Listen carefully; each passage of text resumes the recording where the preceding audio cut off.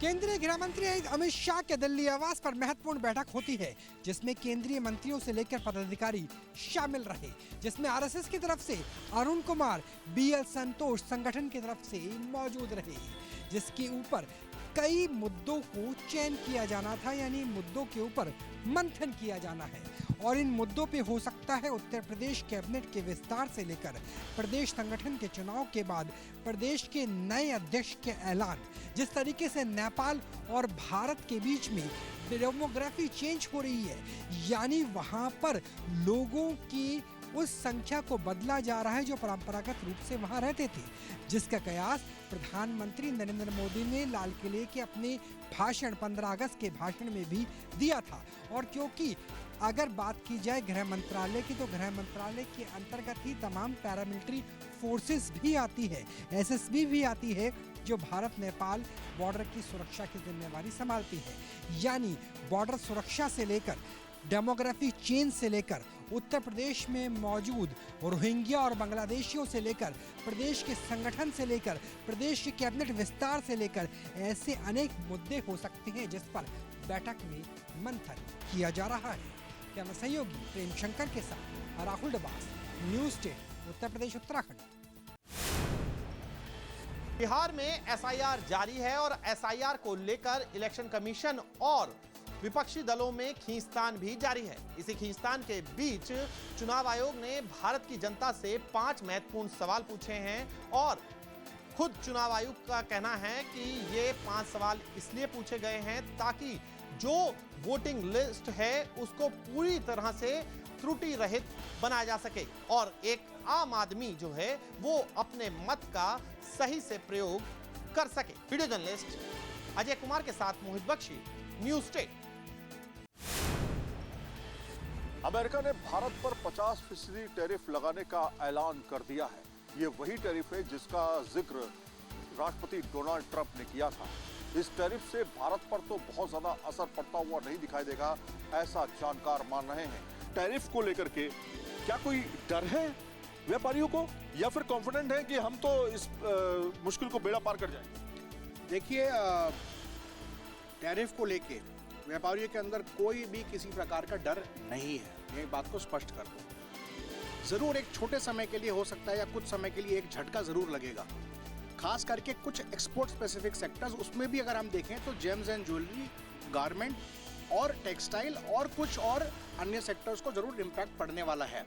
लेकिन अधिकतर अगर हम देखा जाए, लॉन्ग टर्म में देखा जाए, तो सरकार ने जो ये मोदी सरकार ने जो कदम उठाया है पूरे देश में, जो कंजम्पशन बढ़ाने के लिए, जीएसटी सरलीकरण के लिए और जो ओवरऑल प्रोडक्शन को जो बूस्ट देने के लिए बहुत बड़ा स्टेप लिया है, इससे बहुत 2 तरह के बड़े मैसेज जाते हैं। एक मैसेज तो पूरे दुनिया को ये जाता है कि भारत को अब किसी की जरूरत नहीं है। भारत एक सक्षम देश है, सेल्फ कॉन्फिडेंट देश है, सेल्फ रिलायंट देश है और आत्मनिर्भर देश है। और यूएस के अलावा भी और भी कई ऐसे एरियाज हैं जहां पे एक्सपोर्ट को बढ़ावा दिया जा सकता है। रीजनलिस्ट विकास झा के साथ सैयद आबिद हुसैन, न्यूज़ 10, उत्तराखंड, उत्तर प्रदेश। अस्पताल निर्माण घोटाले को लेकर के ईडी की रेड सौरभ भारद्वाज के करीब 13 ठिकानों पर चल रही है। इस समय हम उनके घर पर मौजूद हैं, जो कि चिराग गांव में मौजूद है, चिराग दिल्ली के गांव में। और जो घर है ये आप देख सकते हैं, यहां पर ईडी के अधिकारी मौजूद हैं, सौरभ भारद्वाज मौजूद है, उनसे पूछताछ की जा रही है। और जिस तरह से अस्पताल निर्माण घोटाले का मामला सामने आया है, एक बार फिर से ईडी की रेड जो है वो तेज हो चुकी है। आपको बताएं कि ये पहले मामला एसीबी के पास था, एंटी करप्शन ब्यूरो जो है उससे ईडी ने ये मामला पूरी तरीके से टेक ओवर किया और उसके बाद जो है ईडी ने 13 ठिकानों पर जो है वो रेड करनी शुरू कर दी है। आपको बताएं कि जो सौरभ भारद्वाज हैं उनके कुल 13 ठिकानों पर ईडी की रेड चल रही है। कथित अस्पताल घोटाला जो है वो बताया जा रहा है और सूत्रों के मुताबिक फर्जी ब्लॉक से जुड़े दस्तावेज, गलत टेंडर की प्रक्रिया में के कागजात, ऐसी तमाम चीजें जो हैं मिली हैं, ऐसी बात सामने आ रही है। लेकिन यहाँ पर जो कार्यकर्ता हैं वो भी पहुंचना शुरू हो चुके हैं। उनसे जानने की कोशिश करते हैं कि आप लोग क्या कहना चाहेंगे, किस तरह से इसको देखते हैं। आप लोग यहाँ धीरे धीरे पहुंच रहे हैं। देखिए, ईडी की ये जो कार्रवाई है पूरी द्वेषपूर्ण कार्रवाई है। 2016-17 में सौरभ जी मंत्री भी नहीं थे, 2022-23 में वो मंत्री बने थे। उस केस में ईडी रेड हो रही है जहां पे आदमी मंत्री भी नहीं था। अब आज देखिए आप इस सरकार की हालत की, जब आप डिग्री पे सवाल पूछते हैं मोदी जी की, तो आपके घर अगले दिन सुबह ईडी आ जाती है। हम पूछना चाहते हैं सत्येंद्र जैन जी के खिलाफ सीबीआई ने क्लोजर रिपोर्ट फाइल की। जो उस समय उन्होंने जेल में बिताया, जो उनके परिवार को प्रताड़ना हुई, क्या उसके लिए एलजी साहब या उसके लिए विजेंद्र गुप्ता जी रिस्पॉन्सिबल है? जाहिर तौर पर इस पर अब तमाम सवाल जरूर खड़े होंगे। देखना यह है कि आरोपों में कितनी सत्यता है और जांच के बाद क्या निकल के सामने आता है। बेरोजगारों को रोजगार देने के लिए आज राजधानी लखनऊ में रोजगार महाकुंभ की शुरुआत की गई है। ये महाकुंभ 3 दिन चलेगा, जिसमें आज मुख्यमंत्री योगी आदित्यनाथ ने पहुंच करके इस महाकुंभ का उद्घाटन किया। महाकुंभ में करीब 50,000 युवाओं को रोजगार का मौका मिलेगा। साथ ही साथ 50 बड़ी नामी ग्रामी कंपनियां भी इस महाकुंभ में हिस्सा लेंगी, जो युवाओं को उनकी योग्यता के आधार पर रोजगार देने का काम करेंगी। इसी तरह करीब 3 दिन तक ये पूरा महाकुंभ का आयोजन राजधानी लखनऊ में किया जा रहा है। उत्तर प्रदेश में अपराध और अपराधियों के प्रति जीरो टॉलरेंस की नीति का परिणाम क्या था कि प्रदेश के अंदर निवेशकों ने इसको निवेश के एक बेहतरीन गंतव्य के रूप में, देश के इन्वेस्टमेंट के सबसे अच्छे डेस्टिनेशन के रूप में उत्तर प्रदेश को चयन किया। लेकिन इसके लिए हमें कार्य करना पड़ा। इसके लिए प्रदेश सरकार को अपनी नीतियों में परिवर्तन करना पड़ा।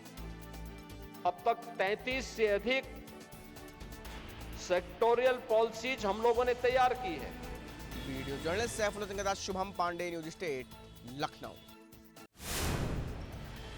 बिहार में आज वोटर अधिकार यात्रा सुपौल से शुरू हुई है, जिसका समापन दरभंगा में होना है, जिसमें खुद आज प्रियंका गांधी यानी कि लोकसभा सांसद प्रियंका गांधी वाड्रा जो है वो शामिल हुई।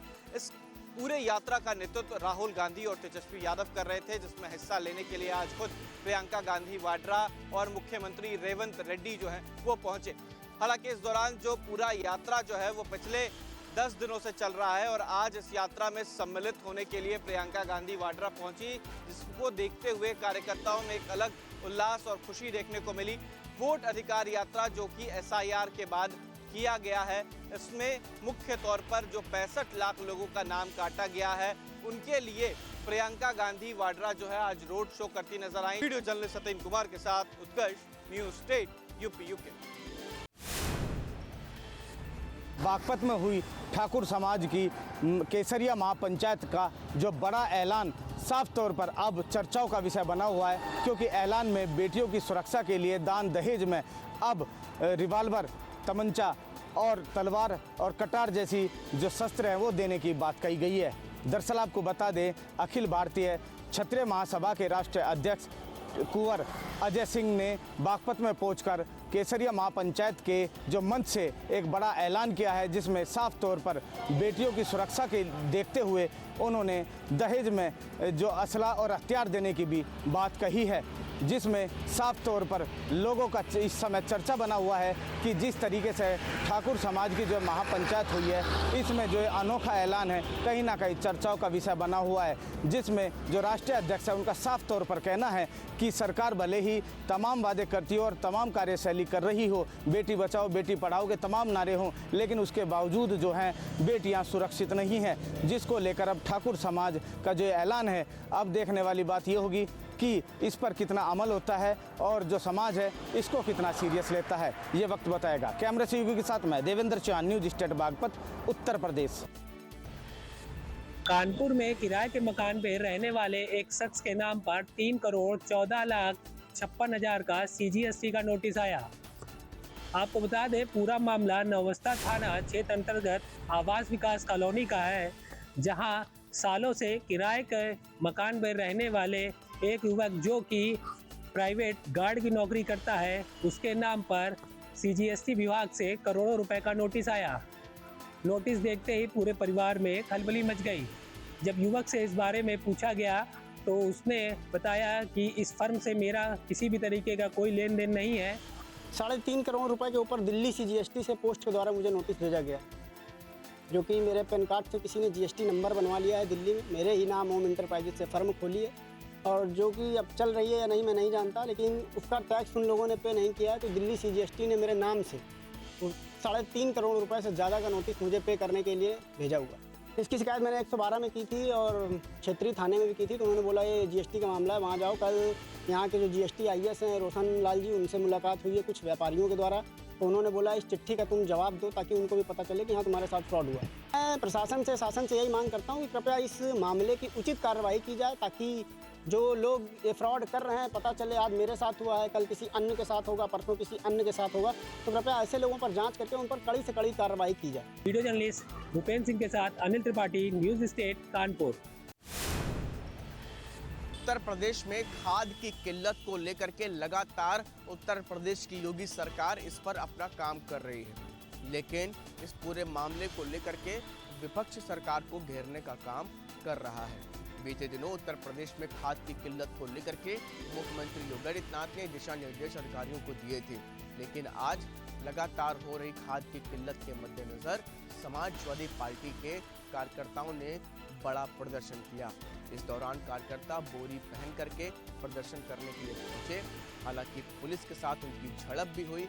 पुलिस ने शांतिपूर्ण ढंग से उनको वहां पर शांत करके धरना स्थल पर भेज दिया। वीडियो जर्नलिस्ट सैफुल हसन के साथ शुभम पांडे, न्यूज स्टेट, लखनऊ।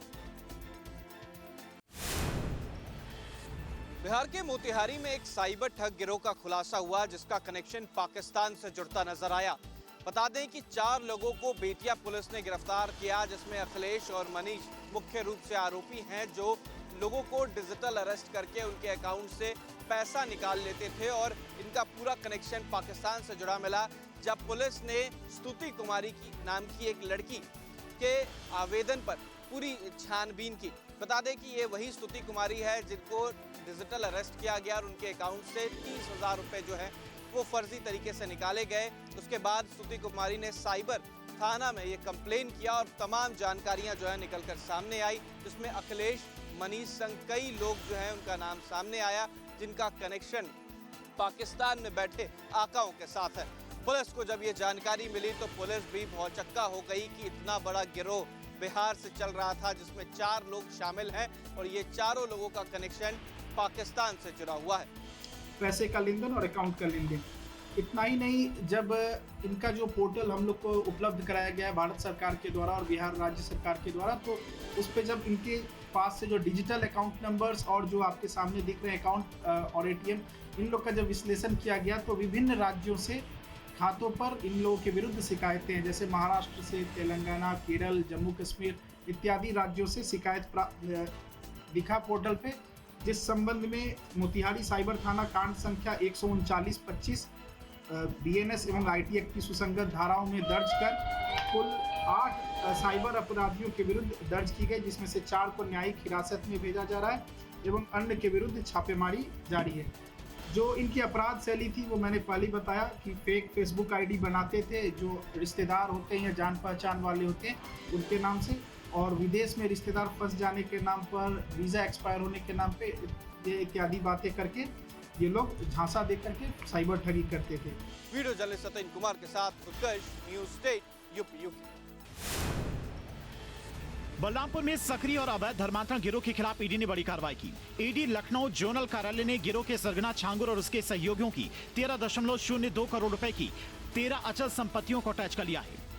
इनमें उतरौला क्षेत्र स्थित बुटीक, आवासीय परिसर, इमारतें और जमीन शामिल है। जांच एजेंसी ने इन संपत्तियों को अपराध की आय से खरीदी गई मानते हुए मनी लॉन्ड्रिंग के तहत कार्रवाई की। ईडी की जांच में खुलासा हुआ कि छांगुर और उसके करीबी नवीन रोहरा ने मिलकर एक साजिश रची थी। इस साजिश के तहत छांगुर ने नवीन की दुबई स्थित कंपनी यूनाइटेड मरीन FZE के बैंक खाते का इस्तेमाल किया और अज्ञात संदिग्ध स्रोतों से धन मंगाने के लिए किया। एजेंसी के मुताबिक करीब 21 करोड़ रुपए की संदिग्ध धनराशि नवीन रोहरा के NRI और NRO खातों के जरिए भारत लाई गई। भारत आने के बाद इस काले धन का इस्तेमाल उतरौला में नवीन रोहरा की पत्नी नीतू रोहरा के नाम पर कई अचल संपत्तियां खरीदने में किया गया। हालांकि इस संपत्तियों की खरीद नीतू के नाम पर होने के बावजूद उनकी पावर ऑफ अटॉर्नी छांगुर के पास ही थी। इसी आधार पर ईडी ने इन संपत्तियों को जब्त कर लिया है। ये कार्रवाई उस FIR के आधार पर हुई है जो यूपी ATS ने अवैध धर्मांतरण के मामले में दर्ज की थी। ईडी ने इसी को आधार बनाकर छांगुर, नवीन रोहरा और नीतू रोहरा और अन्य आरोपियों के खिलाफ मनी लॉन्ड्रिंग के केस दर्ज किए। इन सभी पर गैर कानूनी धर्मांतरण, विदेशी फंडिंग के दुरुपयोग और राष्ट्रीय सुरक्षा के लिए खतरा पैदा करने वाली गतिविधियों में शामिल होने का आरोप है। ईडी की जांच में यह भी सामने आया कि छांगुर ने बलरामपुर स्थित चांद औलिया दरगाह को आधार बनाकर एक व्यापक नेटवर्क खड़ा किया था। यहाँ पर वो नियमित रूप से बड़े स्तर पर भारतीय और विदेशी नागरिकों की सभाएं आयोजित करता था। Team news street. बादल फटा और उसके बाद जो है काफ़ी जो है नाले नदियाँ नालियाँ चलने लगी और बड़ी तेज़ से वो चल रही हैं। और जम्मू कश्मीर की अगर हम बात करें तो पूरे चिनाब यानी कि पूरे चिनाब में इस टाइम जो है बादल फटने का कहीं न कहीं जो है एडमिनिस्ट्रेशन में हाई अलर्ट किया गया है, जिसकी वजह से अगर हम बात करें किश्तवाड़ में भी और गुंदों में भी बादल फटा, जिसकी 2 जानें गई, जिसमें बताया जा रहा है एक लेडी है और एक जेंट्स है, जो कि हमारी एडमिनिस्ट्रेशन से भी बात हुई और उन्होंने कहा कि यहाँ पे जो है 2 जानें इससे चली गई और काफ़ी नुकसान हुआ। और काफ़ी अगर हम बताएंगे तो कम से कम इस जो बादल फटने से जो है 10 घर जो है अभी तक तबाह हो गए हैं और अभी भी बहुत जो है बारिश इस टाइम भी लगी हुई है। कल से ही जो है बारिश लगी हुई है और आज भी यानी कि सुबह से ही जो है बारिश का थकने का नाम नहीं ले रही है। गुंदो बलेसर से जो गुंदो टांटा यानी टांटा में क्लोड बस्ट हुआ, जिसकी वजह से 2 जानें चली गई और यानी कि हम पूरे डोडा में करेंगे तो डोडा में जो है दो क्लोड बस्ट हुए हैं। दिल्ली में यमुना का जलस्तर एक बार और बढ़ता हुआ दिखाई दे रहा है। पुराने लोहे के पुल की बात की जाए तो खतरे के निशान के पास यमुना का जलस्तर पहुंच गया है। अनुमान जताया जा रहा है कि यमुना का जलस्तर और ज्यादा बढ़ेगा। जिस तरीके से कई राज्यों में लगातार बारिश और बादल फटने की खबरें आ रही हैं, उसके बाद लगातार यमुना के जलस्तर में बढ़ोतरी देखी जा रही है। हथनीकुंड बैराज से भी लगातार पानी छोड़ा जा रहा है, लिहाजा अब सतर्कता बढ़ा दी गई है। तमाम सतर्क रहने वाले अधिकारियों को दिशा निर्देश दिए कि ऐसे इलाके जहां पर बाढ़ आ सकती है, निचले इलाकों में नजर रखें ताकि किसी भी व्यक्ति को कोई नुकसान ना पहुंचे। Amit Chaudhary, news state, Delhi. देखिए, इस समय एक बेहद ही चौंकाने वाला वीडियो निकलकर सामने आ रहा है। यह वीडियो त्योथर क्षेत्र अंतर्गत बताया जा रहा है, जहां ग्रामीणों ने बांस की बल्ली और टूटी फूटी लकड़ियों के सहारे एक पुल का निर्माण करके उससे आवागमन बना रहे हैं। वहां कुछ महिलाएं पुल को पार करते हुए दिख रही हैं, जो पूरी तरह जान को जोखिम में डाल करके ये पूरा काम किया जा रहा है। महिलाएं जिस तरह से उसमें निकलती हुई दिख रही हैं, अगर वो पुल टूटा, क्षतिग्रस्त हुआ तो नीचे मौत है और अगर नहीं टूटा तो उनकी जिंदगी है। इस तरह से ये पूरा वीडियो सोशल मीडिया में वायरल हो रहा है। अब कलेक्टर ने इस पूरे वीडियो को देखने के बाद मामले को संज्ञान में लिया है और कार्यवाही के निर्देश दिए हैं। उन्होंने जांच टीम गठित कर दी है और इस पूरे जांच में, इस पूरे प्रकरण का जांच की जाएगी और जांच में जो भी निकल के सामने आएगा उस आधार पर कार्यवाही करने का निर्देश दिया है। वीडियो जर्नलिस्ट मयंक तिवारी के साथ राज पांडे, न्यूज़ स्टेट, मध्य प्रदेश, छत्तीसगढ़। मध्य प्रदेश की नदियां जिस तरीके से लगातार बढ़ती जा रही हैं, उसका असर अब काशी में भी दिखाई दे रहा है। तस्वीरों में आप देख सकते हैं कि एक बार फिर से बनारस के गंगा घाट जो थोड़ा बहुत दिखने लगे थे, वो फिर से गंगा में समा गए हैं। आलम यह है कि गंगा का जलस्तर इस समय खतरे के निशान से लगभग 3 मीटर नीचे है, पर पानी बढ़ने का क्रम लगातार जारी है। प्रति घंटे लगभग 7 सेंटीमीटर की दर से पानी लगातार बढ़ता जा रहा है। वहीं जल पुलिस लगातार इस पर निगाह रखे हुए हैं। आप देखिए, सीटियां बजा करके ये लगातार लोगों को आग्रह कर रहे हैं कि बढ़ते हुए पानी में न जाएं। स्नान भी करना है तो किनारे आकर स्नान करें, क्योंकि आगे पानी बहुत ज़्यादा बढ़ा हुआ है। देखिए वो व्यक्ति जो है किस तरीके से बहुत आगे तक चले गए हैं। अगर इससे आगे वो जाते हैं तो उनके लिए खतरा हो सकता है, इसलिए लगातार जो जल पुलिस के जवान हैं वो वापस बुलाने के लिए उन्हें सीटियां बजा रहे हैं। गंगा के जलस्तर बढ़ने के साथ ही आरती का स्थान एक बार फिर से बदल दिया गया है। बोट पर बैठकर आरती देखना भी बिल्कुल प्रतिबंधित है।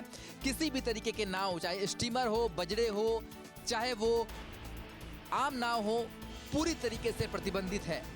केंद्रीय जलायुक्त की माने तो अभी फिलहाल 48 से 72 घंटे तक पानी जो है वो बढ़ता हुआ ही दिखाई देगा। उसके बाद पानी के ठहरने की उम्मीद है। तो एक बार फिर से बाढ़ की जो दुश्वारियां हैं वो देखने को मिल सकती है, जिस तरीके से गंगा के जलस्तर में वृद्धि हो रही है। वीडियो जर्नलिस्ट शिवम मिश्रा के साथ सुशांत मुखर्जी, न्यूज स्टेट, वाराणसी।